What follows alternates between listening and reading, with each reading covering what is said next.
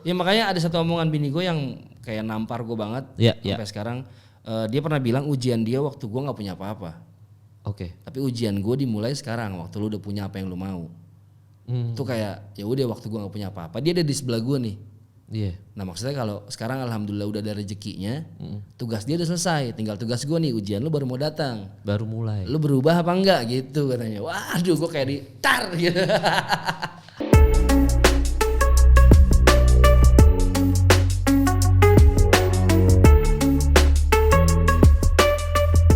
Selamat datang kembali ke Cara Bertahan di Industri dan bintang tamu kali ini, wah. Gitu. Kenapa semua perkenalan tuh harus kayak wah. Iya. Kenapa harus so keren gitu kayak wah. Template gitu. Template host ya. Cuma memang bisa dibilang kan nama acaranya Cara Bertahan di Industri Bang ya. Dan Bang Upi ini adalah gue termasuk orang yang salut sama lo apalagi ngomongin industri musik, genrenya lebih tepatnya hip hop gitu ya. Yep. Karena lu itu sudah berkeluarga Bang Upi. Sudah punya anak 3 dan kayaknya cukup bucin juga sama istri. Cuman lu bisa menghidupi keluarga lo dari musik hip hop. Itu menurut gua anjing, gua kira cuma di Amerika Bang bisa begitu Bang. Misalnya Snoop Dogg mau punya keluarga dia bisa, Dr. Dre dia bisa biayai banget kan. Dan kalau di Amerika emang culture musik hip hop emang lahir di sana. Hip hop kayaknya di Amerika kayak dangdutnya kita gitu lah analoginya. Segede itu ya. Segede gitu. Nah kalau dangdut di Indonesia misalkan dia biayain keluarganya plus dia beli rumah tanpa KPR, gue masih percaya anjing dangdut gitu. Gede banget gitu.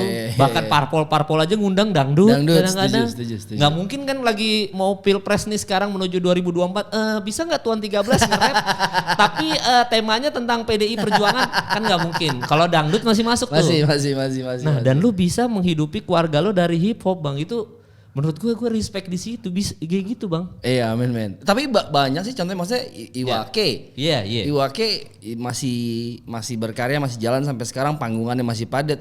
Bang Igor, ya kan, Liang Lex. Maksudnya contohnya banyak banget, men. Contohnya banyak banget. Ternyata bisa gitu, ternyata bisa ya. Bisa kalau ya kita punya will bisa ternyata gitu. Dan lo sebenarnya nggak punya terlalu banyak sampingan lain selain hip hop Bang ya? Enggak, memang udah kayak 5 tahun terakhir gue fokusnya di musik aja sih men. Maksudnya bisnis yang lain pun masih kontaknya masih di musik gitu. Akhirnya gue bikin record label, bikin merchandise-nya. Mungkin setahun belakangan baru bergerak ke F&B kan, teman-teman di WSW bikin WSW Coffee akhirnya. Ya. Tapi masih connect sama musik sih. Gitu sih. Jadi rootsnya masih kalau ditarik berang merahnya tuh kopinya pun masih ke musik hip hop gitu. Yes, betul. Oh ada kopi. Ada baru setahun kita jalan, Dan itu ada tokonya gitu apa lu online Bang? Enggak, ada tempatnya di Kebon Jeruk. Jadi memang kita sebenarnya bikin itu bukannya mau bergerak ke F&B. Karena kemarin pandemi kan ya kita mau bikin aktivasi itu enggak punya tempat kan. Mau ke kanan kiri protokolnya ribet, terus mungkin costnya mahal kayaknya. Dan tiap meeting gue sama teman-teman tuh kayak selalu pesan kopi kan 200.000, 300.000. Taruhlah misalnya kopi, ya gue sebutin merek apa ya? Gak apa-apa, misalnya kopi kenangan gitu. Gue ngasih duit ke Jay-Z nih, ngapain nih gue bilang nih? Gue bikin kopi sendiri aja gue bilang gitu kan. Iya juga ya. Maksud gue kita ngopi mulu, malah ngasih duit ke orang lain. Iya. Gue dulu pernah sempet pikiran kayak gitu juga Bang. Maksudnya kita nongkrong, kita meeting ngasih duit untuk orang lain, kenapa kita nggak bikin sendiri aja? Atau juga kita mungkin ada punya masa yang mungkin mau datang gitu. Tapi ternyata bisnis F&B ini kayak another level Bang. Setuju gue. Itu tuh anjing Bang. Gue kayak anjing ternyata bahkan ternyata kayak pedagang taichan pinggir jalan aja itu susah loh. Dia bisnis itu. Gue kira kayak anjing dorong gerobak bakso di komplek-komplek tuh gampang. Enggak Bang, itu susah, another level. Challenge-nya tuh udah wah. Setuju gue men. Dan gue pasti ngerasa itu juga lu kan Bang. Pas gue buka tuh kan kayak pandemi udah mau mereda, terus tiba-tiba lockdown parah men. Yang bahkan dine-in gak boleh. Wah gue sama teman-teman sampai gila, F&B kejam ternyata ya. Kejam. Dan maksudnya kan gue sama teman-teman tuh buka itu buat space, buat kita bikin program, buat bikin event. Teman-teman kalau mau launching silahkan banget. Dan mungkin jadi apa ya, jadi platform baru buat teman-teman kalau butuh kerjaan bisa ke kita juga. Nah kemarin kan kayak dilema kan, ini orang nggak boleh dine in, target gue nggak nyampe, tapi gue nggak mau teman-teman tuh dipotong gajinya, ada dilema kayak gitu tuh. Akhirnya gue ngerasain bahwa F&B tuh sekejam itu ternyata gokil sih. Iya, dan sampai bisa bertahan sampai sekarang itu apa yang lo lakukan Bang sampai bisa bertahan nih sampai sekarang nih? Nggak tahu, tapi memang dari awal kita jalan bikin itu kayak bukannya nggak punya target ya. Iya, iya. Aim-nya memang kita mau nyediain space. Ya kalau misalnya ada untung ya bisnis pasti cari untung ya. Tapi memang awal utamanya kita mau nyediain space. Begitu teman-teman kemarin mulai launching album, mulai bikin showcase, ya kayak nyampe target kita. Wah, kejadian nih. Maksudnya kalau lo ngomongin tempat yang bisa punya aktivasi musik, Jakarta Barat nggak ada, men. Benar. Gak ada, men. Benar. Gak ada, men. Nah ini lu sediain. Ada mungkin secara levelnya tuh kayak mahal mungkin, atau teman-teman gak bisa afford buat kerjasamanya. Nah gue pengen nyediain tempat-tempat kayak di Jaksel punya Rossi gitu. Gue pengen bikin yang kayak gitu Jakbar. Gue pengen nyediain wadah itu. Ya udah akhirnya gue sama teman-teman nekat, kita mesti bikin space yang bisa semua orang bisa masuk ke sini, nggak cuma hip hop gitu. Tapi memang kebanyakan hip hop memang tapi gitu. Dan itu yang lu lakukan di coffee shop, lu activity perform atau apapun itu ya. Wah, ya pokoknya jangan lupa datang ke Westway Coffee Shop. Di mana Bang lokasi tempatnya? Di Kebon Jeruk, Jalan Lapangan Bola. Kebon Jeruk Jalan Lapangan Bola. Ntar gue juga main Bang sana. Gue lihat siapa tahu bisa live podcast gue sana. Wih, Bang. keren. Podcast hancur. Keren, boleh. Berapa orang tuh? Kapasitas berapa orang bisa? 100 bisa? Enggak, gue terakhir bikin event tuh sampai 2,5-an, men. Wah, standing ya.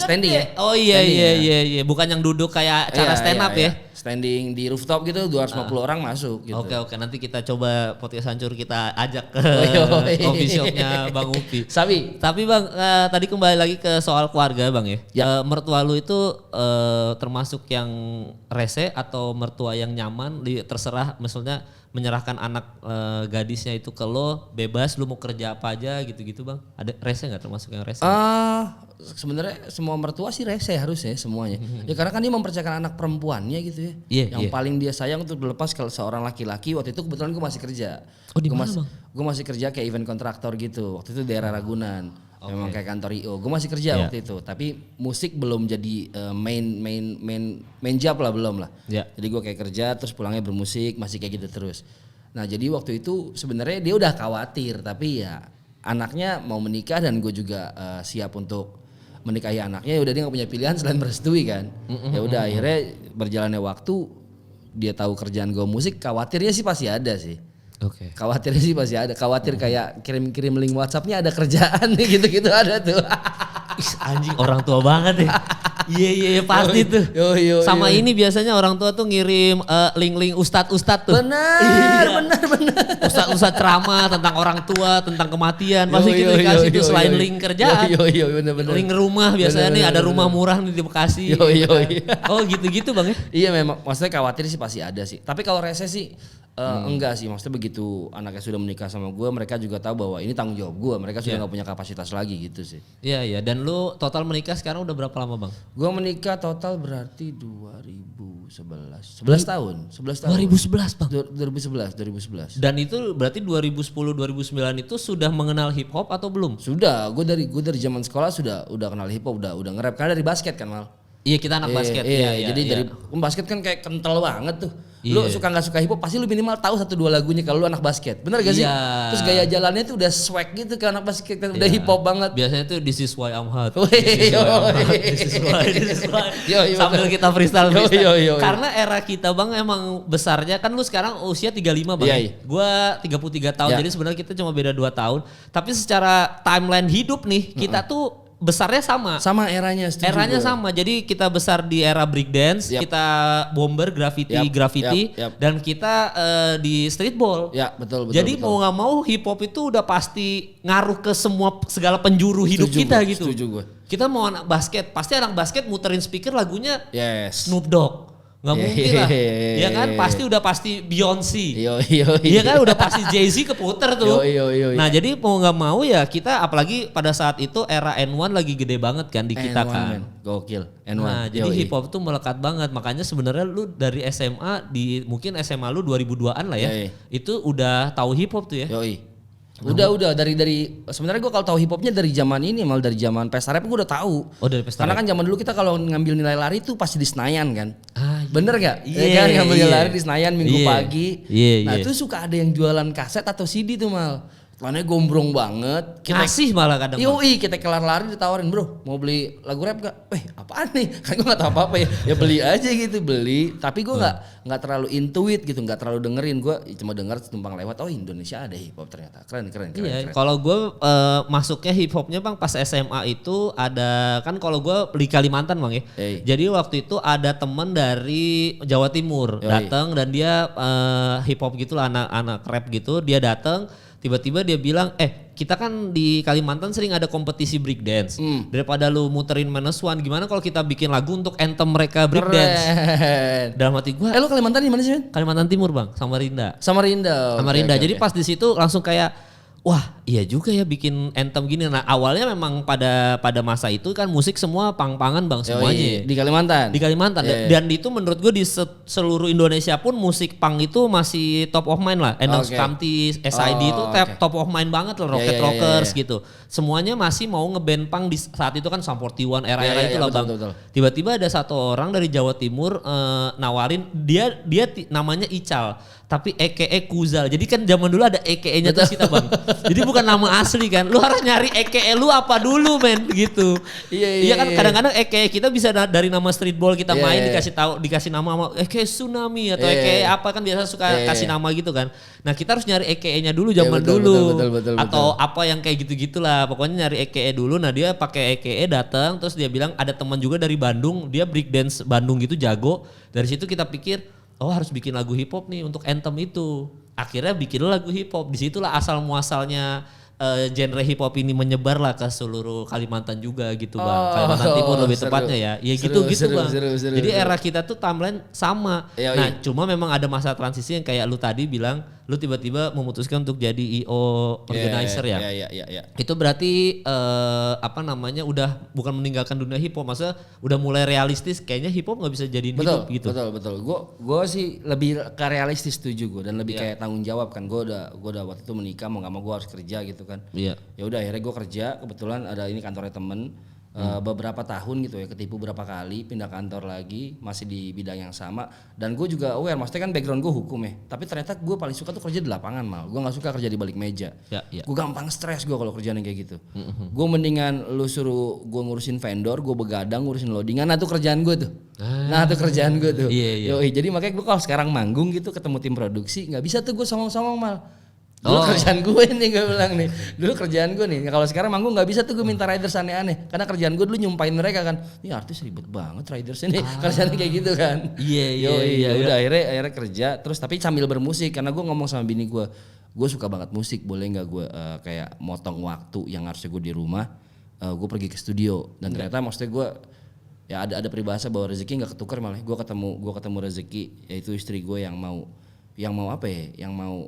ngerelain waktunya untuk ya udah lu kejar mimpi lu deh.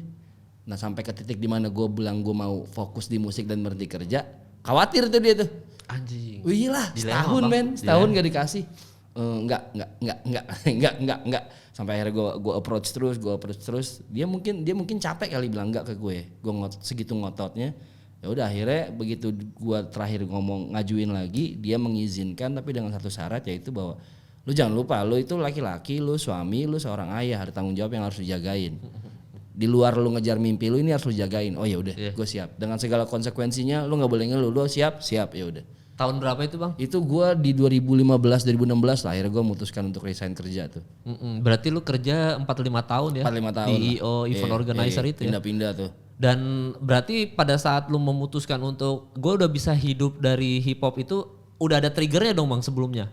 Menghasilkan, udah manggung-manggung kah menghasilkan uang atau apa gitu? Justru triggernya bukan uang mal, triggernya tuh kayak kan karena itu gue sambil kerja terus sambil manggung sambil di studio. Nah triggernya adalah ada beberapa orang yang nyamperin gue, terus kayak yang paling gue inget ada satu orang, gue manggung di Tangerang terus nyamperin gue nangis men, nangis dia bilang dia meluk gue terus bilang makasih. Anjing kenapa? Yoi men, jadi kayaknya dia lagi nemuin satu masalah yang mungkin berat gitu ya. Dan dia argumentasi dia adalah lagu lu bantu gue ngelewatin itu. Kalau enggak gue udah pilih jalan paling bodoh kata dia. Lagu yang mana bang judulnya? Waktu itu Touch the Sky judulnya. Touch the Sky. Jadi begitu dia bilang itu gue kayak merinding sebadan kan, kayak gue dapat trigger bahwa gue ngelakuin sesuatu yang benar berarti nih. Jadi trigger gue itu apresiasi orang-orang justru mal, bukan manggungnya masih nasi bungkus mal. Bahkan kadang-kadang untuk manggung gue harus bayar gitu. Jadi ya udah trigger gue adalah apresiasi orang-orang. Gue bahkan belum berani berhitung matematikanya gimana kalau gue berhenti kerja. Panggungan dari mana ya duitnya? Belum. Jadi gue berhenti kerja secara in-house, gue tapi Sabtu Minggu atau Jumat masih suka ngambil freelancean buat loadingan. Iya, jadi gue berpikir masih Senin sampai Jumat gue masih bisa di studio, Jumat sampai Minggu gue masih bisa freelance nih. Nah, gue matematikanya kayak gitu aja tuh, sebodoh itu tuh. Ya emang kalau kita tuh udah cinta sama bidang kita ya, yang sekarang kita ini ada aja waktunya ngulik-nguliknya bang ya. Setuju gue men. Gue paling gak suka kalau orang bilang gak punya waktu, gak mungkin. Gak mungkin. Kalau lu suka banget lu pasti usahain. Ketemuin aja gitu. Gue analoginya biasanya tuh sama kayak kita pacaran sih bang. Misalkan kita LDR bang ya sama pacar kita, tapi kan kita selalu ada, misalnya dia Jakarta Bandung, pasti ada aja momen nggak gue bisa kok ke Bandung hari ini, gue balik lagi besok gue kerja. Sebodoh itu memang. Sebodoh itu karena kita cinta sama bidang kita bang. Yes. Dan lu bisa aja ketemu nanti nge-rap, nanti Sabtu Minggu gue ngambil freelance tapi dan gak capek juga karena kan kalau lu ngelakuin hal yang lu suka tetap walaupun itu capek tapi lu bahagia ikhlas, bang. Men. Ikhlas. Keringatnya tuh keringat enak men. Itu menurut gue surga dunia tuh bang. Asli men. Iya kalau lu bisa dihidup dari passion, dari hobi yang dibayar itu tuh sudah mau apapun keadaan yang terjadi, gue hidup udah di jalur gue yang bener. Iya, amin. Itu dan lu momennya ketemu pendengar lo dan dia nangis itu tuh kayak ternyata lagu lo buat ngasih impact buat orang lain itu adalah trigger di mana wah ini berarti apa yang gue lakuin bener itu kan. Trigger gue itu doang, bahkan gue waktu itu benar-benar gak berhitung ini karir gimana ya perhitungannya. Bahkan gue kalau manggung bawa tim produksi itu masih kayak gue kan tim produksi gue website itu dari dulu udah bantuin kan. Dari awal Karena memang kita teman kecil dari SD, SMP, SMA, kuliah sampai main sekarang. Jadi memang apapun yang gue kerjakan mereka nge-backup gitu tanpa perlu berhitung gitu. Jadi gue beruntungnya adalah gue dikelilingin satu circle yang menurut gue sangat-sangat suportif gitu. Orang yang mau ngebantuin gue waktu gue nggak punya apa-apa. Jadi kalau ditanya, gue bisa banget sekarang nemuin tim yang lebih bagus dari teman-teman gue, banyak men. Banyak secara kualitas banyak lebih proper, tapi apakah orang-orang ini mau ada di sebelah gue waktu gue nggak punya apa-apa? Belum tentu. Makanya gue beruntung banget bisa ada di circle sekarang dan punya istri yang segitu suportifnya. Jadi gue pikir gue udah punya semua yang dibutuhkan sih, tinggal niat guanya aja. Kalau orang mau fight segitunya buat gue, orang mau sepercaya itu sama mimpi gue, masa gue kendor? Gitu sih. Dan yang gue masih salut sama lu juga bang ya, maksud gue hip hop tadi kita udah bahas juga di awal bahwa hip hop ini bukan culture kita banget ya. Dan lu bener-bener meninggalkan pekerjaan lu demi genre yang memang di Indonesia pun masih cukup tabu pada saat itu mungkin ya, masih udah cukup tabu tapi lu berani kayak enggak men gue bisa hidup dari sini. Itu tuh nggak semua orang punya bold move kayak gitu bang. Kan pasti banyak lah yang lagi nonton juga gue yakin pekerjaannya bisa dibilang adalah pekerjaan-pekerjaan yang indie lah dalam tanda kutip, itu tidak orang umum, tidak semua suka orang umum gitu. Bisa aja kayak pekerjaan hip hop kan pilihan yang cukup, wah itu kalau gue jadi musisi kayak Noah kan kayaknya lebih yakin nih hidup gue. Iya. Tapi untuk hip hop loh gitu bang, maksud gue itu tuh kan kayak wah itu kerennya tuh di situ tuh. Dan lu ternyata bisa jalan di situ. Lu pernah ketemu dilema yang kayak di tengah jalan, anjing ternyata hip hop salah nih gue nih milihnya, ada nggak yang ketemu kayak gitu bang? Kayak jalan buntu anjing gue salah ya kayaknya. Sering sekali. Oh iya bang, itu gimana tuh bang? Pokoknya kalau menurut gue idealis sama egois tuh beda tipis. Menurut gue waktu itu gue egois. Nah berani sama bodoh sama beda tipis. Kalau misalnya gue masih bujang terus gue memutuskan untuk berhenti kerja, itu menurut gue putusan berani. Tapi gue sudah berkeluarga dan gue memutuskan berhenti kerja, itu bodoh. Karena gue mempertaruhkan masa depan anak dan istri gue di satu hal yang belum pasti kan. Di musik gitu. Gue maksa mereka untuk udah bisa tenang bisa. Padahal belum tahu gimana akhirnya. Jadinya sering banget kepentok. Ya udah akhirnya ya udah pinjem kanan kiri. Dan itu di circle teman-teman gue yang sekarang gitu. Jadi kayak kita saling backup. Terus akhirnya coba bikin usaha makanan, bikin soto, terus coba jualan apa lagi. Jadi gue nge-backupnya seperti itu, tapi kepentoknya sering banget mal. Kalau ditanya pernah gak lu mikir lu salah jalan? Sering banget. Sering banget. Tapi tiap gue ketemu orang lagi, terus mereka ngasih apresiasi lagi, enggak, gue bener nih pokoknya. Gue kayak timbal baliknya di situ aja. Tiap gue kendor, gue ketemu orang yang ngasih kayak bisa Lupi, bisa. Ya udah akhirnya saya ngotot itu gue akhirnya buat jalan. Berarti lu pernah ada hidup di titik nadir lu sampai pinjam uang, bahkan mungkin uang makan aja bingung Bang. Banyak men, gue bahkan dulu pernah punya, anjing ini gak pernah gue bahas nih. Iya. Dulu kita pernah punya satu mobil dan gak bisa bayar cicilannya sampai akhirnya didatengin sama debt collector ke rumah, parah banget kalau. Mobilnya apa kalau boleh tahu? Avanza, nggak keren sama sekali. Dan masih harus ditalik racing lagi Yoi. Gokil men. Oke. Sampai segitunya tuh gue sampai sebodoh itu tuh. Dan pasti tuh di tengah-tengah konflik itu berantem terus sama istri tuh Bang. Iya men, habis tuh Bang. Pasti. Tapi nggak tahu kenapa ya, komplain sih ada, berantem ada. Tapi gue masih tahu bahwa dia tuh nggak pernah berhenti percaya sama apa yang gue kerjain gitu. Iya, untungnya itu dia gitu bukan sih. Tipikal istri yang kita harus pisah, nggak gitu ya Bang. Tetap jadi support system lo. Ya makanya ada satu omongan bini gue yang kayak nampar gue banget sampai sekarang. Dia pernah bilang ujian dia waktu gue nggak punya apa-apa. Oke. Tapi ujian gue dimulai sekarang waktu lu udah punya apa yang lu mau. Itu kayak ya udah waktu gue nggak punya apa-apa, dia ada di sebelah gue nih. Iya. Nah maksudnya kalau sekarang alhamdulillah udah ada rezekinya, tugas dia udah selesai, tinggal tugas gue nih, ujian lu baru mau datang. Baru mulai. Lu berubah apa enggak gitu katanya. Waduh gue kayak ditar gitu. Anjing enak punya istri begitu Bang. Amin, punya prinsipil kayak gitu maksudnya secara prinsip gitu ya. Dan pada saat lu Avanza ditarik leasing itu tuh udah anak berapa Bang? Itu anak satu men, anak satu. Anak satu baru. Dan umur anak lo? Umur anak gue tuh kayak 4 tahun apa 3 tahun. Oh masih kecil-kecilnya ya? Masih kecil-kecilnya. Rumah sekarang udah punya sendiri apa ngontrak Bang? Masih? Gue ada rumah tapi karena ke kondisi keluarga, kondisi orang tua, akhirnya rumah itu ditempatin sama orang tua gue. Gue akhirnya ngontrak dekat rumah situ. Maksudnya gue dari dulu kan tinggal sama orang tua, terus saya punya rumah sendiri. Nah karena mertua gue akhirnya tinggal bareng, terlalu banyak konflik kan, gue nggak suka. Dibanding mertua gue yang ngontrak, mendingan gue yang tinggal dekat situ jadi dia masih bisa nengok cucunya gitu sih. Oh berarti lu sempat tinggal sama mertua ya? Yang kayak gitu-gitu ya? Sempat tinggal sama mertua, abis itu tinggal sama orang tua gue, baru sampai akhirnya kita tinggal sendiri gitu. Panjang tuh perjalanan tuh Bang. Emang dari 2011 gila itu berarti jalan hidup lu aja tuh kalau lu jadiin EP atau apa ya udah ada semua ada materinya gitu loh. Dan kalau sekarang mungkin kita ngelihat lo as a rapper Bang Upi Tuan 13, kita udah sekarang ketemu lu kerja sama IM3, lu kerjaan lu manggung-manggung alhamdulillah udah banyak gitu ya. Itu tuh sekarang udah kayak mungkin menurut gua udah buah kerja keras lu juga Bang. Yang tadi maksudnya banyak orang yang nggak tahu, gua nggak tahu mungkin lu ada sempat ngomong di podcast lain atau enggak, cuma ternyata lu bertahan di industri hip hop itu nggak segampang itu juga. Yes. Nggak segampang itu dan banyak kok maksudnya orang-orang yang sekarang mau keluar kantor bener-bener keluar dari kantor tapi udah kepentok sama keluarga, waduh Bang. Banyak banget Bang. Gue bisa ngomong kayak gini masih bisa hidup dari passion gue, hobi karena kan gue belum berkeluarga. Nggak ada yang dipertaruhkan. Betul. Sementara lo udah berkeluarga pada saat itu udah anak satu, lu milih kerja dari hip hop aja, wah itu.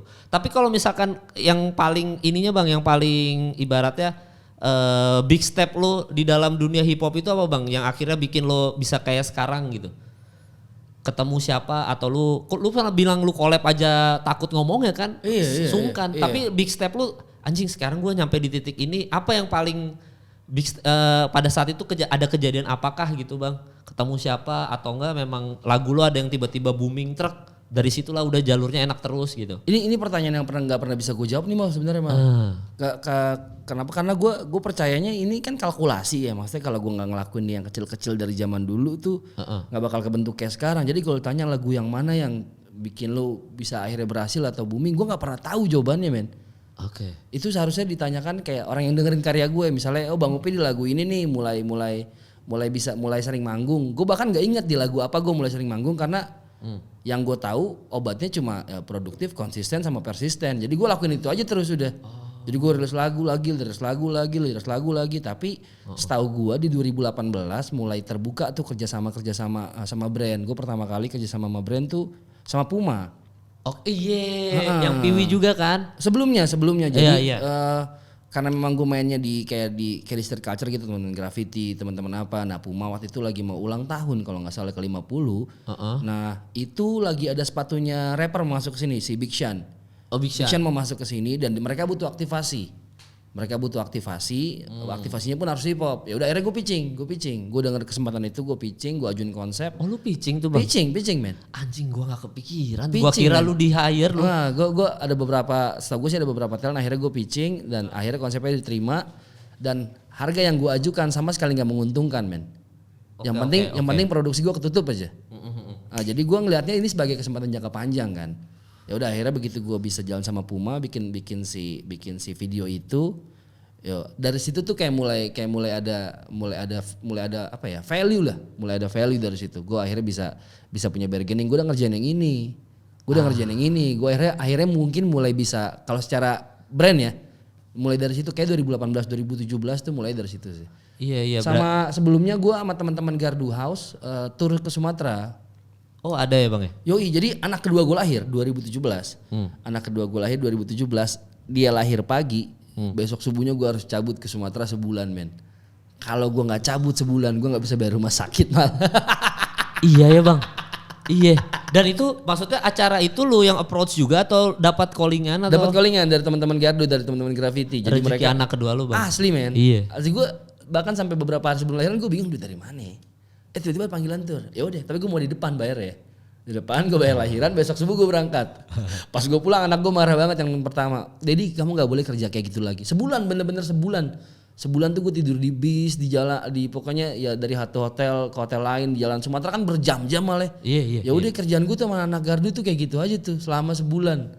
Sebulan bang. Yoi, yang penting gue bisa bayar rumah sakit deh, anak gue lahiran deh, berangkat deh. Dan berarti pas lahiran anak lu nggak ada dong? Harusnya keberangkatannya itu sekitar hari Rabu, tapi tiba-tiba di reschedule jadi hari Kamis. Jadi gue masih bisa sempat untuk nemenin bini gue lahiran.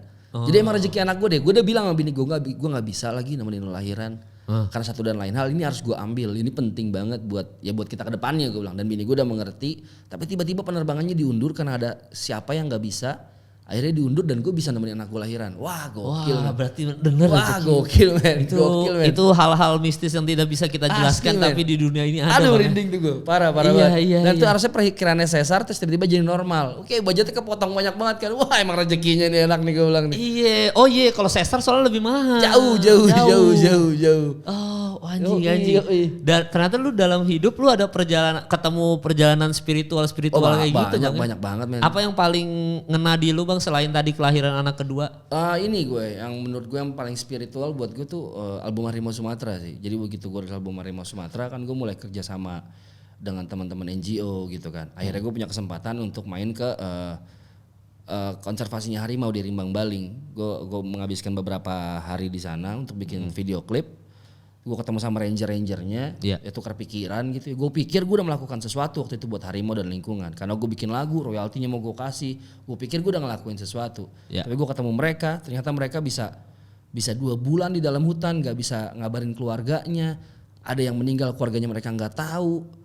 Udah gitu kehabisan bahan makanan, cuaca buruk, binatang buas, ketemu penebang liar dengan ancaman nyawa. Gue begitu ketemu mereka kayak anjing, gue belum ngelakuin apa-apa lagi. Nah begitu gue kayak trekking sama mereka, kan suka ada yang camping tuh di tengah hutan. Mereka nggak beresin. Nah sampahnya orang-orang ini yang beresin dibawa ke tasnya. Gue bilang, bang buat apa bang? Kan bukan sampah kita, mereka harus beresin.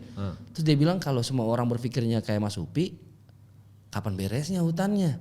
Wah gue kayak ditabuk men. Wah lagi anjing. Iya. Nah habis itu gue ngeliat mereka ngerokok baraknya disentil, diinjak, puntungnya dimasukin kantong. Ya kalau kita kan cas, ini hutan. Kalau kebakaran gimana? Terus rokok tuh 6 tahun baru bisa hilang Mas Upi. Wah gue kayak dapat tangdong. Nah keluar dari hutan itu gue kayak berubah men, gue kayak dapat insight. Bahkan nggak lama dari gue pulang dari sana gue berhenti makan daging akhirnya. Oh langsung berhenti makan daging itu bang? Men, gak lama. Sampai sekarang nih? Sampai sekarang. Maksudnya cuma plain base atau langsung vegan udah jatuh? Enggak, gue nggak sesaklek itu sih. Dan gue juga ikan masih ya? Ikan gue masih sesekali masih, telur gue masih. Gue cuma kayak binatang yang berekspresi aja gue udah nggak bisa tuh. Sapi berarti nggak? Nggak, sapi, ayam, kambing, burung apapun itu gue udah nggak bisa tuh. Ikan nggak bisa berekspresi. Ikan kan pelongo aja tuh. Iya juga lagi. Sebenarnya ada istilahnya kalau ini bukan vegetarian, namanya apa ya? Oh, pescatarian. Kalau ikan mas itu pescatarian. Pescatarian ya. Iya, pescatarian. Oh, jadi sekarang lu sudah hidup tanpa makan daging-dagingan. Yoi men. Kecuali ikan tadi. Dan ada perubahan signifikan gak di badan lo? Gak ada men. Sama aja sih menurut gue. Cuma di mindset aja ya. Menurut gue juga sama aja sih. Kalau orang bilang lu nggak makan daging lebih kalem atau nggak makan daging lebih sehat, menurut gue akal-akalan orang jual makanan sehat aja nggak sih? Semua tentang branding kan ya. Iya. Dan gaya hidup kita masing-masing. Iya, balik lagi gaya hidup orang. Kalau lu masih begadang, masih minum alkohol tiap hari sama aja gitu. Nggak ada gunanya. Juga. Jadi sebenarnya kalau nggak tahu, kalau buat gue sih gue nggak ngerasain perbedaan itu. Yang perbedaan paling signifikan adalah irit mal. Gue kalau makan sekarang ke warteg 8.000, tahu tempe beres kenyang gitu. Kalau zaman dulu kan gue mesti pakai ayam, mesti pakai apa. Sekarang udah irit banget. Oh, gila itu impactnya dari bikin lagu Harimau Sumatera. Iya, kayak kejebur ke daleman gitu gue. Jadi berubah nih pola pikir gue berubah. Di kantor akhirnya ada aturan lu kalau ngerokok buang puntung sembarangan 15.000. Ada aturan kayak gitu tuh. Terus kalau kantor sebuah tumbler, ya mungkin ini sepele ya, tapi gue rasa gue nggak bisa. Gue kalau di panggung kan gue selalu ngomongin hal ini gitu, jangan buang sampah sembarangan, pakai energi jangan berlebihan. Nah gue ngomong ke orang luar, kalau orang-orang sekitar gue masih belum ngelakuin kayak percuma deh. Ya udah akhirnya gue sama teman-teman sepakat kita jalanin aturan ini dulu yuk. Kalau kita mau merubah orang ya kita rubah dulu kitanya. Akhirnya kalau main ke kantor WSW nih, lu buang puntung rokok sembarangan dipelototin lu. Iya, berarti mulai dari small circle dulu, baru nanti kita bisa kembang luaskan. Tapi pelajaran apa yang lu dapatkan untuk hidup lu dari hip hop bang? Maksudnya pelajaran anjing gua kalau dulu gua milih tetap kerja, gua nggak akan dapat ilmu ini dan pelajaran ini gitu dari hip hop gitu. Oh, banyak banget sih mal, maksud gua, lu juga orang kerja lapangan kan ya, maksudnya lu udah ke acara-acara, kita akhirnya jadi orang yang suka ngobrol sama orang random, bener gak mal? Setuju. Dan bahkan itu gak ada hubungannya sama akademis. Gue pernah dapat nasihat paling bagus dari orang yang bahkan menurut gue gak pernah sekolah sama sekali men. Gimana bang? Gue pernah ngobrol sama tukang sayur mal. Gue pernah ngobrol sama tukang sayur gerobak keliling. Anaknya tiga-tiganya lulus kuliah cuy. Tiga-tiganya bang? Tiga-tiganya lulus tukang kuliah. Sayur nih? Tukang sayur. Iya. Terus? Dia tukang sayur, anaknya kuliah tiga-tiganya lulus. Gak takut mal. Lah gue. Masa gue nge-rap aja takut, dia jualan sayur aja berani anjir. Iya. Nah, maksudnya gue kayak dapat karena gue kerja di lapangan, gue sering ketemu orang-orang random yang ternyata tuh kisah hidupnya kayak jadi menginspire gue dan ngasih tahu lu belum seberapa pi. Susahnya. Gitunya. Atau mungkin orang-orang yang sudah jalan lebih dari dulu kita kayak Kang Iwa gitu. Gue kayak dapat knowledge. Anjing zaman dia industri keras banget ya. Royalti cuma 12,5%. Sekarang gue bisa dapat full. Nah, tapi maksud gue kayak orang-orang itu tuh ngasih ilmu banget buat gue men. Akhirnya ngerubah gue cara pandang gue dalam hidup tuh ngerubah banget. Kalau lu perhatiin, dulu bacot gue rese banget, bener gak mal? Ya kan, semua gue nggak suka pokoknya. Iya, tapi makin kesini kayak, anjing salah lagi gue. Ya udah itu proses gue. Memang gue pernah ngalamin fase di mana bacot gue serese itu, sampai akhirnya gue dibacotin orang. Wah nggak enak ternyata nih. Ya udah akhirnya gue ketemu kayak gitu tuh, kayak lu tabur lu tuai. Terus gue dulu masih suka bikin lagu pakai kalimat-kalimat kasar lah. Terus anak gue sekarang udah gede. Ya. Iya, anak gue udah gede. Ya. Dia nanya, "Daddy, kenapa kamu bikin lagu pakai bad words gitu?" Bahkan gue sekarang kan lagi ikut liga battle rap ya. Sebelum battle rap, anak gue pegang kepala gue gini, "Daddy, you promise you won't spit bad words?" I promise, gue bilang gitu. Jadi gue harus berangkat battle tanpa mengucapkan kata-kata kasar, lu bayangin deh. Walau battle yang viral di TikTok tuh nggak ada kata kasar sama sekali tuh bang. Enggak men, gue berusaha banget menjaga itu ya karena balik lagi gue ada tanggung jawab moral sih. Iya itu yang paling resiko pekerjaan ketika sudah berkeluarga dan kita takut anak kita mencontoh hal yang buruk dari kita. Dan ternyata bisa banget. Iya. Maksudnya gue bisa banget mengucapkan sesuatu yang sangat-sangat pedas tanpa perlu ngomong kasar. Ternyata gue bisa banget gitu. Kalau kita mau cari sebenarnya bisa gitu tanpa kita perlu ngomong anjing, monyet, bisa banget. Masih banyak kata-kata lain yang bisa bikin itu lebih pedas dan bikin itu lebih enak didengar gitu. Karena anak gue akhirnya gue belajar gitu. Iya. Memang kadang-kadang di lingkungan kita itu yang bisa ngasih kita makna hidup segitu gedenya bang ya. Tadi kayak lu bilang soal anak lo akhirnya lu punya responsible untuk tidak berkata kasar. Terus habis itu ada tukang sayur tadi, ternyata hidup kita masih lebih enak ketimbang tukang sayur walaupun kita juga ada momen susah-susahnya. Bahkan karena tadi yang lu bilang karena kita sering di lapangan, terus karena kita pekerjaan kita sehari-hari ketemu orang random terus, gue pernah diceramain sama tukang AC bang. Wah, gue sama kayak lu lah, kita kan doyan ngobrol sama orang baru bang ya. Entah apapun kita ngobrol, karena kan kita mau be nice aja, jangan jadi orang yang sombong gitu-gitu. Gue pernah dibilangin kayak Mas Kemal kalau mau masuk surga jangan perbanyak sedekah. Yang kayak gitu-gitu. Ingat ceramahnya Nabi Musa yang katanya wah, gue bener-bener yang kayak bengong dah lu. Iya, maksudnya kalau sholat itu enggak nih, pasti ini omongannya yang tukang AC ya, bukan omongan gue. Kalau misalkan kalian yang lebih agamis dari gue, lebih knowledge-nya lebih tinggi, pasti kalian tahu lah kisah-kisah ini ya. Kalian yang benerin aja di kolom komentar. Tapi dia cuma bilang kalau sholat itu Mas Kemal itu tuh untuk diri kamu sendiri Mas Kemal. Karena ya itu kan pertanggungjawaban kita sama Tuhan. Ngaji juga buat diri kamu sendiri. Hal yang bisa memasukkan kita ke surga itu tuh sholat, ngaji cuma nyampe di pintu surga doang Mas Kemal. Tapi begitu nanti Mas Kemal mau masuk ke dalam surganya, kalau Mas Kemal nggak pernah sedekah, ya udah Mas Kemal sampai depan pintu doang, nggak boleh masuk. Gue langsung dari situ, wah, gue berarti itu aja udah ngajarin bahwa sholat, ngaji itu tuh masih kalau based on dari tukang AC-nya teman-teman ya, itu tuh masih keegoisan diri kita sendiri. Karena itu kan untuk diri kita sendiri bang, kita mau sholat, kita mau ngaji, itu tuh diri kita sendiri. Tapi kan sedekah impactnya untuk orang lain. Wah keren loh. Itu yang gue langsung, tukang AC bang, gue cuma lagi benerin AC Daikin anjing. Dan mati gue, kok bisa gue tiba-tiba dapat ceramah, dan pada saat itu memang lagi pandemi dan keadaannya memang lagi pada susah uang semua orang lah ya. Jadi gue di situ langsung kayak, wah kayaknya gue memang harus sedekah gitu. Maksudnya mungkin itu Tuhan ngasih dari orang ini. Walaupun awalnya ngobrolin kayak, wah gimana tuh stand up comedy Mas Kemal? Oh Raffi Ahmad mau pengen gak jadi kayak masih ngobrolnya masih industri entertainment lah. Sampai akhirnya ke masalah sedekah itu. Gue langsung kayak wah anjing. Itulah itu mungkin impact kita yang karena kita sering ketemu orang random bang. Kadang-kadang ketemu ilmu spiritual yang ya kita bisa. Ini street knowledge nih. Iya. Kita nggak tahu loh. Maksudnya kita bisa dapat dari tukang bakso. Kita bisa dapat dari yang kayak karena kita suka berbaur aja.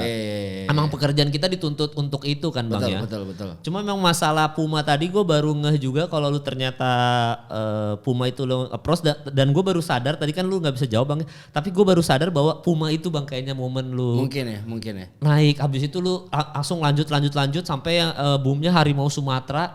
Itu tuh udah yang paling viral menurut gue, Harimau Sumatera sampai sekarang udah, bahkan yang lu collab sama DJ siapa bang? DJ yang itu tuh yang lu dibikinin beat gitu yang kayak apa sih, kayak dubstep ya apa sih? Drum and bass.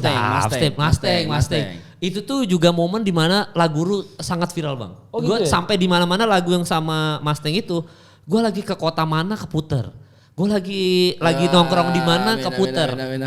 Tapi itu impact yang bagus ya bang ya. Kalau misalkan kayak Anjay atau GGS kan memang viral ya udah itu emang udah dinikmati dan entah ada yang suka dihujat itu mah udah kayak bola ini aja. Tapi kan kalau lu viral bener-bener viral karena orang suka dan musiknya jadi bagus aja. Gue kaget anjing ini lagu siapa ya. Bahkan sampai yang ke radio-radio ini lagu siapa sih? Ini Tuan 13. Wah, itu Bang Puma, lagu yang sama Mustang, udah Harimau Sumatera, udah dari situ semua orang langsung kayak Tuan 13. Bahkan ada temen gua, anak IKJ juga, dia kerja di agency yang IM3, terus dia bilang, gua nggak pernah nonton perform hip hop semenghibur Tuan 13. Gua langsung kayak, wah, gua langsung emang segitunya, iya. Makanya pas ke Flaps gua datang sama dia berdua, yang ke Flaps itu. Oke, siap. Terus gua langsung nonton lu perform di situ, karena gua penasaran, gua kayak wah anjing emang enjoy sih orang enjoy. Terus kadang-kadang ada yang diving yang kayak gitu-gitu kan. Terus gue emang entertaining lah. Dan itu ilmu-ilmu kayak gitu kayaknya ilmu-ilmu yang hanya dimiliki oleh seorang performer yang suka ngobrol sama semua orang bang. Mungkin ya. Iya enggak. Maksudnya lu sama gue juga sama. Maksudnya karena kita suka nongkrong, kita suka observasi kan. Iya. Oh dia gini, berarti gue gini nih gitu. Kita suka kayak gitu lah ya. Iya. Jadi memang itu gift ya, itu alhamdulillah kita dapat gift itu dari Tuhan lah, nggak semua orang punya chance kayak gitu. Cuma kan tadi masalah soal lu baru diuji sekarang nih bang, kira-kira menurut lu ujian apa yang akan terjadi ke depannya, dan lu siap nggak sih bang kira-kira kalau lu jatuh lagi ke bawah lagi, hip hop mungkin lu mungkin udah ada rapper baru yang lebih terkenal, lu siap nggak secara mental dan apa yang lu mau persiapkan bang? Wah gue udah mikirin dari jauh-jauh hari lagi, maksudnya gue sadar banget bahwa semua karya mungkin nggak bisa semua karya tuh kayak lagu bebasnya Kang Iwa 25 tahun, 30 tahun semua orang masih singelong. Ada masanya di era digital yang secepat ini gitu ya. Gue sadar banget hal itu. Ya udah akhirnya gue sama teman-teman nekat bikin label kan. Kita bikin label Westwell yang mana ada talent-talent lain. Ada Mr. Nobody, ada Sandi, ada Fajar Ibel, ada Manutais, ada grup Armanusa, ada band gue juga RIP dan ada gue juga. Jadi kayak yang gue lakukan backup plan gue adalah gue memanage label ini, memanage artis-artis ini biar bisa jalan semuanya. Jadi once nanti kasarnya lampunya udah nggak di gue masih punya peluru yang banyak untuk jalan gitu. Sebenarnya yang paling gue takutin bukan gimana kalau gue nggak dapet rezeki lagi. Yang paling gue takutin adalah apa yang gue dan teman-teman bangun gak bisa jalan. Sebenarnya itu yang paling gue takutin. Ya karena ini kan bukan cuma mimpi gue, ini mimpi banyak orang nih. Ada manajer gue, ada roadman gue, ada tim finance gue, ada tim kreatif. Yang paling gue takutin adalah circle ini nggak bisa jalan. Bukan gue nya nggak bisa jalan. Karena kalau gue nya nggak bisa jalan, masih banyak peluru lain bisa jalan. Masih banyak orang yang bisa gue jual kasarnya. Masih banyak konsep-konsep yang bisa gue jalanin. Tapi yang gue takut kalau misalnya si circle atau labelnya ini nggak jalan, itu yang paling gue takutin. Jadi akhirnya gimana caranya sekarang gue push banget ini biar bisa orang-orang ini tetap jalan. Kayak di set gue selalu selipin artis-artis barunya Westwell dan mereka sekarang juga sudah mulai manggung-manggung sendiri-sendiri. Itu gue kayak bangga banget gitu ngeliatnya. Gue kayak nggak khawatir. Oke, 2 tahun 3 tahun ke depan kalau misalnya gue nggak dapet panggungan lagi, gue nggak khawatir. Gue udah punya peluru-peluru ini nih dan gue yakin mereka akan jadi gitu. Ya, dan itu yang bikin lu nanti dalam tanda kutip tidak melacur di kemudian hari Bang Yang kayak gue sikat deh kerjaan ini, gue sikat. Lu masih bisa mempertahankan roots lu, idealis lu bahwa gue kayaknya nggak butuh uang banget untuk gue ngambil kerjaan yang tidak gue banget. Karena bisa aja suatu hari nanti mungkin di usia lu 45 atau karena gue udah interview Bang Iwa juga di podcast ini. Gue bilang sama Bang Iwa, Bang gak semua orang di umur 50-an bisa dapat film 2 juta penonton Bang. Gila. Dan lu masih manggung loh di mana-mana Bang. Man. Itu tuh kayaknya keinginan gue deh. Gue kayaknya umur 50 aja mungkin gue udah petatang-petenteng yang bingung. Anjing gue cari duit di mana ini ya gitu. Tapi Bang Iwa masih dapat penonton 2 juta, dapat film, terus masih manggung di mana-mana, bahkan penonton masih banyak. Gila men. Dan semua kalangan lagi tua, muda. Iya kan masih manggung umur 50 Bang. Kita masih 30-an. Bayangin, itu impian kita gitu, bisa hip hop gitu. Maksudnya bisa hidup dari situ. Jadi makanya gue ngerasa bahwa ya gue juga bikin podcast ini atau apapun itu yang gue kerjain sekarang itu adalah mempersiapkan untuk di kemudian hari kita tidak jadi budak kapitalis saja. Kita udah kayaknya kita nggak harus mikirin, aduh harus UMR. Maksudnya kayak gitu-gitu sih Bang. Gue lagi walaupun kadang-kadang memang ini kan zona nyaman kita. Banyak orang yang juga bilang, Mas sekali-sekali tes kerja kantoran mungkin lu harus keluar dari zona nyaman lu supaya lu dapat knowledge baru. Ada yang memang yang ngomong kayak gitu. Tapi make sense juga sih ya. Make sense. Karena mungkin kalau gue interview teman gue Indra Frimawan, dia bilang sebenarnya kita meninggalkan yang kita lakukan sekarang itu bukan meninggalkan zona comfort zone kita mal, tapi kita melebarkan comfort zone.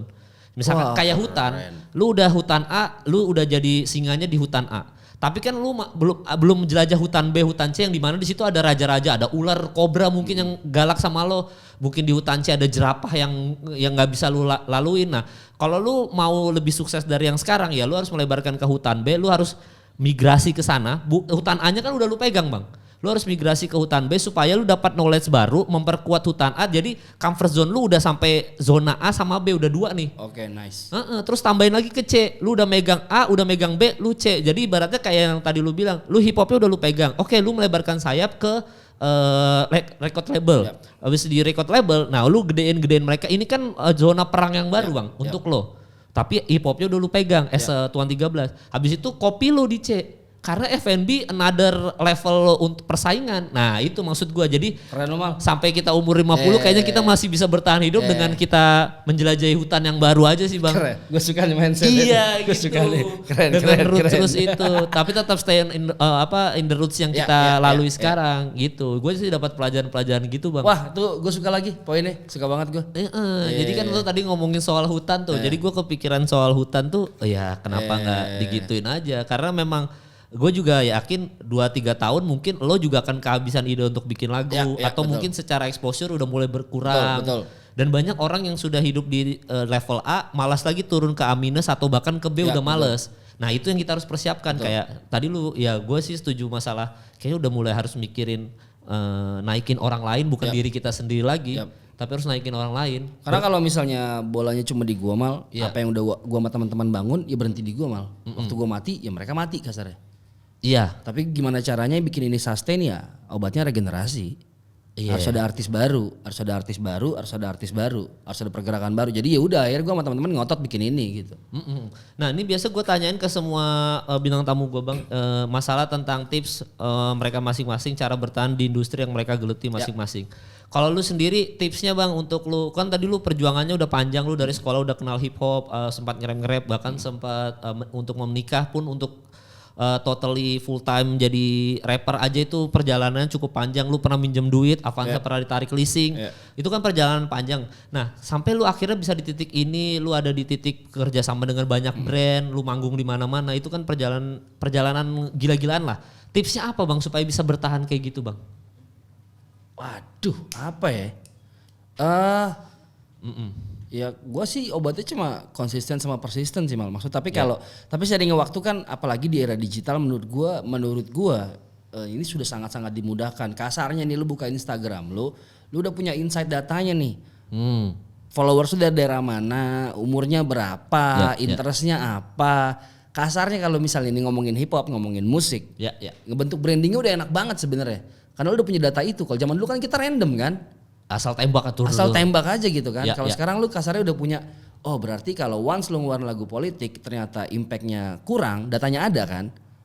Oh berarti lu ganti tema. Waktu lu ngeluarin lagu cinta ternyata impactnya bagus. Berarti branding itu lu kencengin. Nah kalau branding yang gue pilih, branding yang gue pilih adalah gue mau ngerjain semuanya. Itu kenapa gue nggak selalu kasarnya nggak selalu ngomongin ya distract, nggak selalu ngomongin hutan. Gue bahkan bikin lagu buat istri gue gitu. Gue pilih branding kayak Eminem, dia bisa hajar semua lini gitu.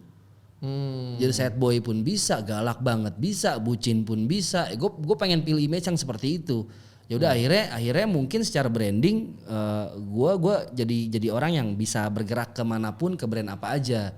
Nah jadi menurut gue tipsnya di era sekarang manfaatin data yang kalian punya. Manfaatin sosial media yang kalian punya, ya habis itu tinggal analisa aja sih, lo maunya ke arah mana nih, warnanya apa nih, tinggal dari situ tinggal dimatengin. Karena kalau lo sibuk terus nyari-nyari, lo buang-buang waktu men di era sekarang. Gue kemarin tuh sempat bikin acara hip hop namanya Hip Hop Ore sama Yako. Dalam seminggu itu ada 50 rilisan hip hop dari Sabang sampai Merauke, yang video klip, belum yang audio doang. Jadi algoritmanya sekencang gitu men. Nah, lu mesti pikirin gimana caranya lu tetap harus ada di timeline. Begitu orang buka, lu harus ada di situ. Apapun yang lu kerjain gitu. Jadi karena arusnya sekencang itu, lu jangan coba ngelawan arus. Caranya gimana lu naikin arus pakai gaya yang lu punya. Itu sih. Tapi bukan berarti semua konten yang lagi viral lu ikutin, enggak. Karena yang lagi viral ada umurnya. Nah, kalau tips gua adalah gua selalu bikin sesuatu, misalnya ada sesuatu nih yang lagi viral. Gua akan merespon itu dengan cara bagaimana caranya 5 tahun kemudian, 10 tahun kemudian ada isu yang sama, lagu gue masih bisa relevan. Itu yang gue kejar. Itu yang gue pikirin tuh selalu kalau gue mau ngomongin hutan, gue akan bikin ini tetap long last gitu. Gue mau jadi kayak Kang Iwa yang lagu bebasnya bisa puluhan tahun masih bisa orang singelong. Basketnya. Malam ini indah, nombok dongnya. Nah gue look up banget sama apa yang dilakukan Kang Iwa. Dan Kang Iwa juga kolaborasinya kan gak cuma hip hop ya. Itu gue lakuin banget. Jadi apa yang Kang Iwa bikin gue copycat, gue lakuin pakai cara gue. Jadi nothing new under the sun. Kalau lo mau ikutin langkahnya orang lain gak apa-apa, bagus banget. Justru lo udah punya patternnya. Kalau Kang Iwa sampai situ, berarti lo bisa sampai situ harusnya. Mungkin bisa lebih karena jalannya udah disediain sama dia. Ya dia udah ngebuka jalan. Betul, dia udah ngasih tahu patternnya gini. Jadi kalau misalnya buat survive di industri, menurut gue kayak yang lu bilang jangan pernah berhenti belajar, yang melek mata gitu. Nggak ada yang bisa bantu lu kecuali diri lu sendiri. Nanti orang-orang tuh yang pertama ngeraguin lu, orang-orang yang pertama ngejatuhin lu adalah orang-orang paling dekat. Setuju nggak Mal? Iya. Ya kan? Yang nggak percaya sama apa yang lu kerjain itu adalah orang-orang paling dekat. Dan itu yang mematahkan semangat kita. Betul. Kadang-kadang. Tapi kalau lu ngotot terus jalan, nanti lu akan ketemu nih orang-orang yang kasarnya kalau di hip hop tuh real recognize real lah. Lu akan ketemu kaum lu nih, orang yang siap untuk berdarah-darah sama lu akan ketemu men. Anjing. Iya, pasti. Kalau kita ngotot bang ya. Pasti men. Lu akhirnya ntar ngeliat, wah anjing dia masih ada di sebelah gue nih.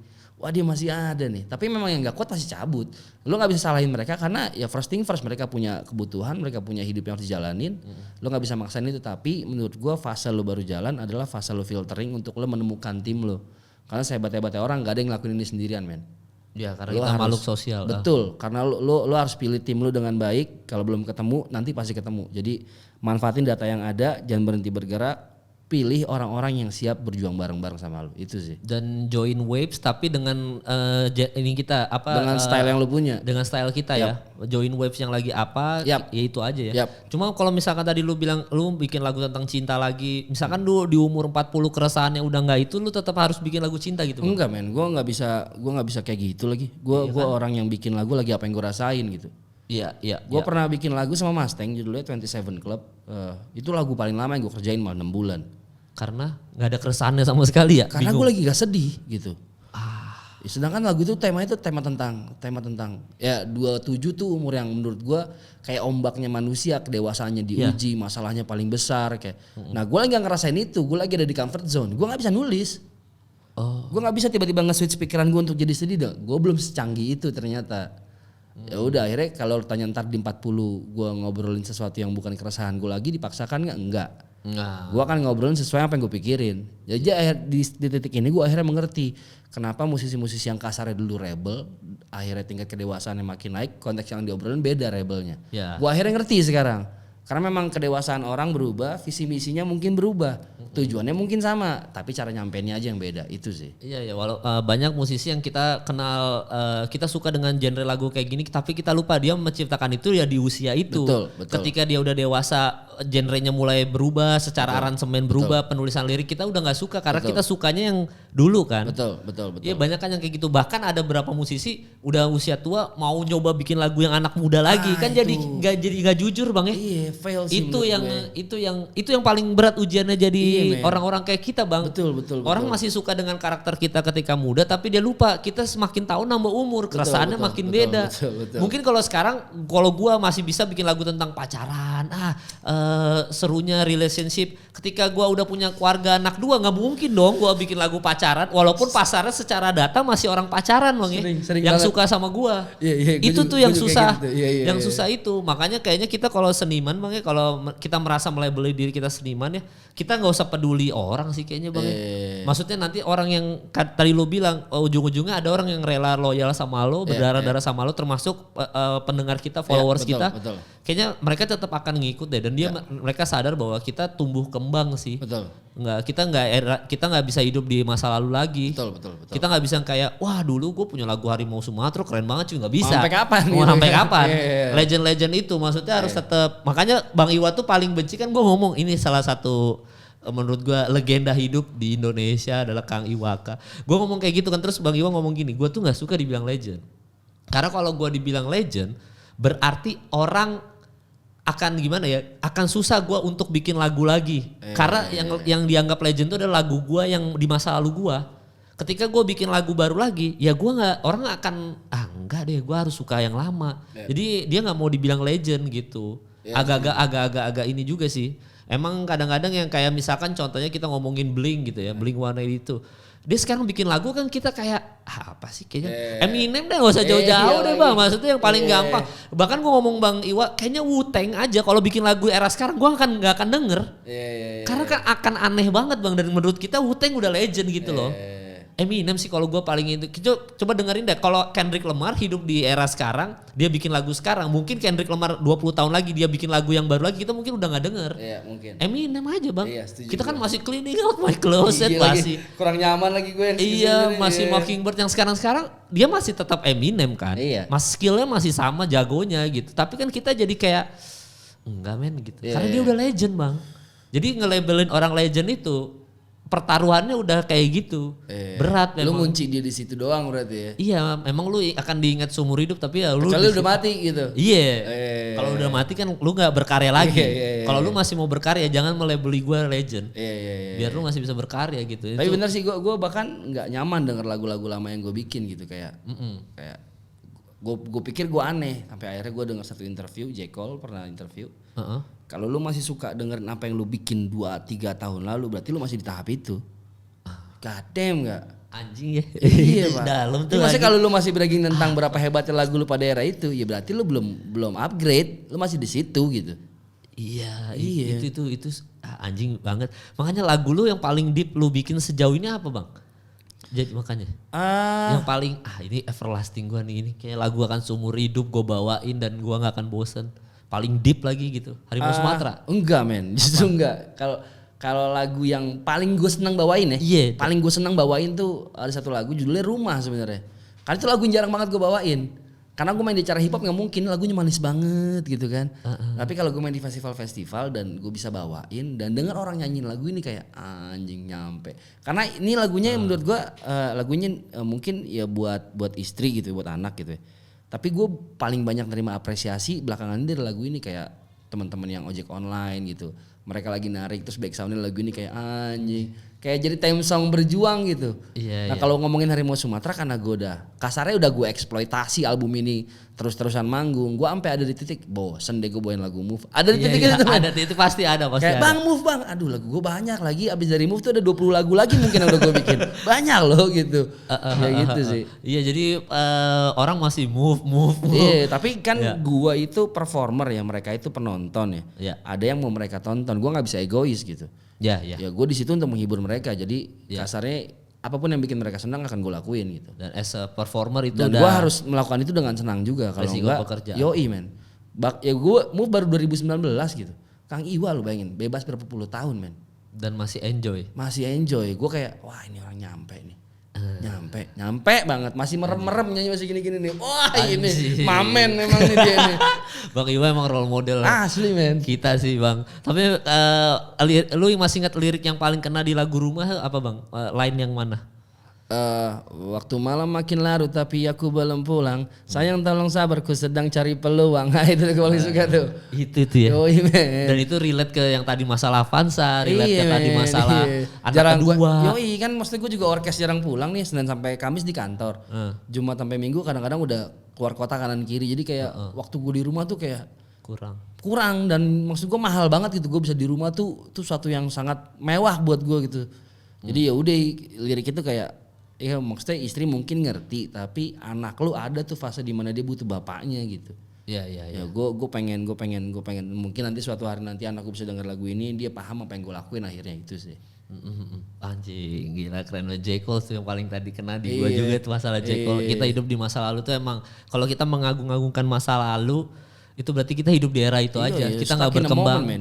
Kita tadi kita nggak menambah knowledge, kita nggak memperluas comfort zone kita. Makanya jangan sampai terjebak di masa lalu. Keglorian di masa lalu itu bahaya banget. Dan ini pertanyaan terakhir buat lu bang.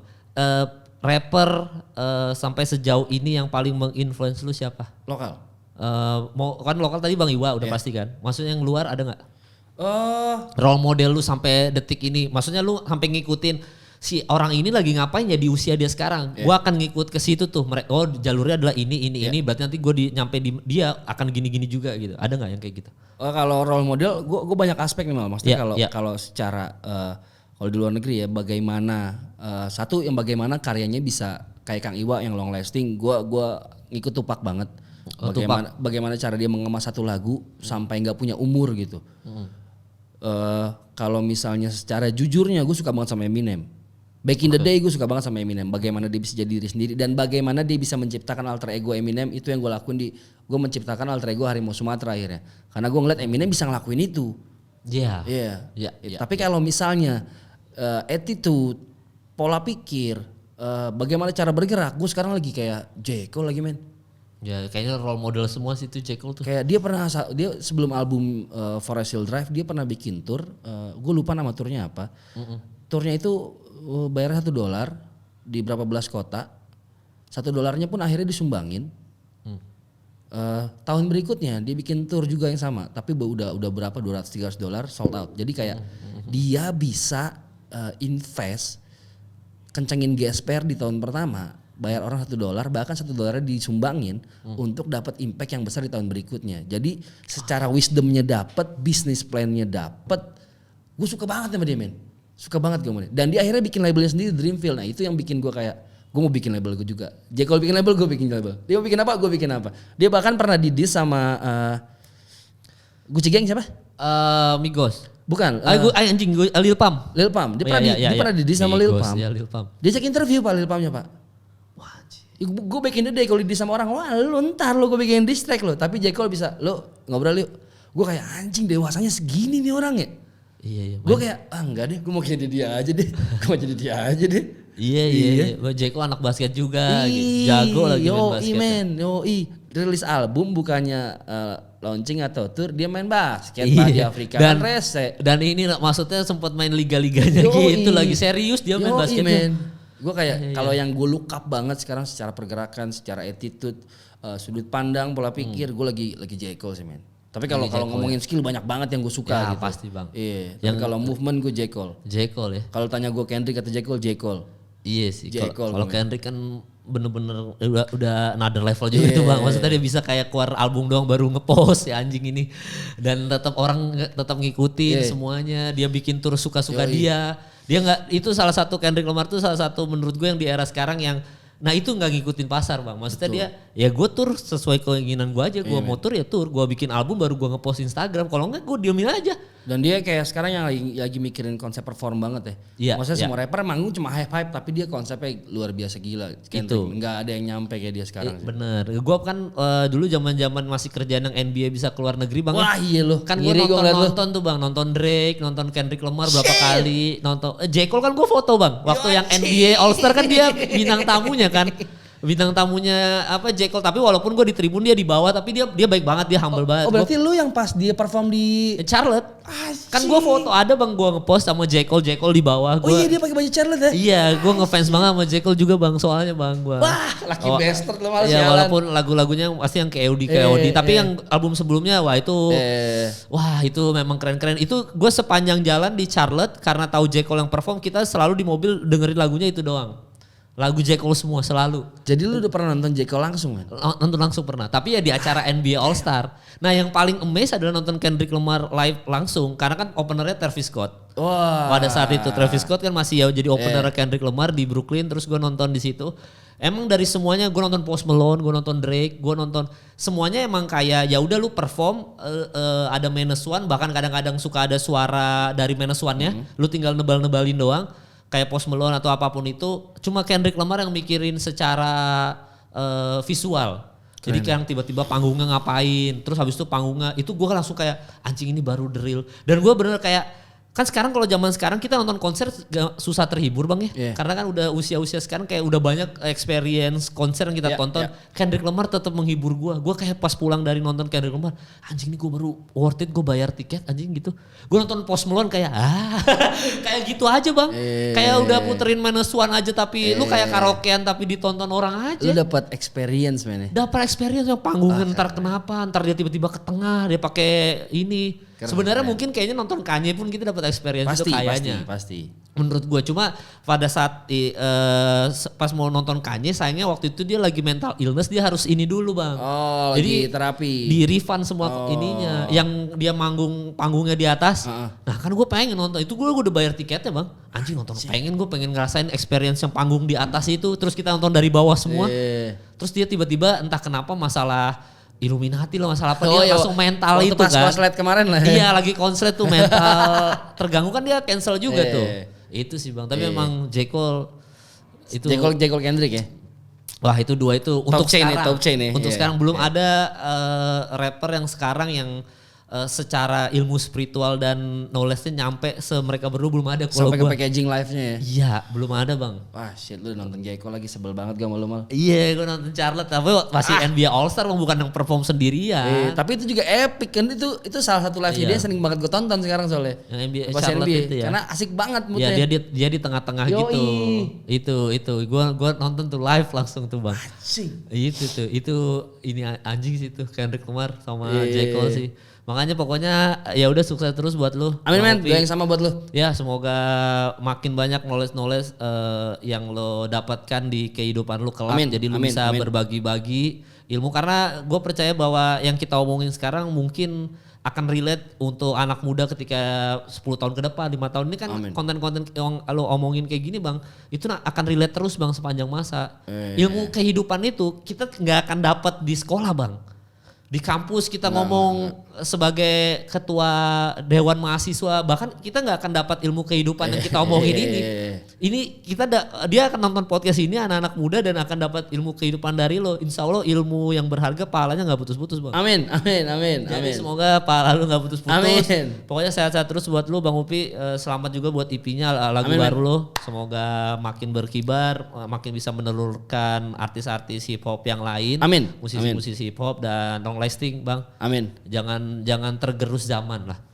Pokoknya sampai umur 50 kayak Bang Iwa. Harus. J. Cole. Jadi teman-teman thank you udah nonton episode kali ini. Kalau ada salah-salah kata dari kami mohon maaf karena kami manusia, tempatnya salah. Dan sampai bertemu di episode selanjutnya. Peace.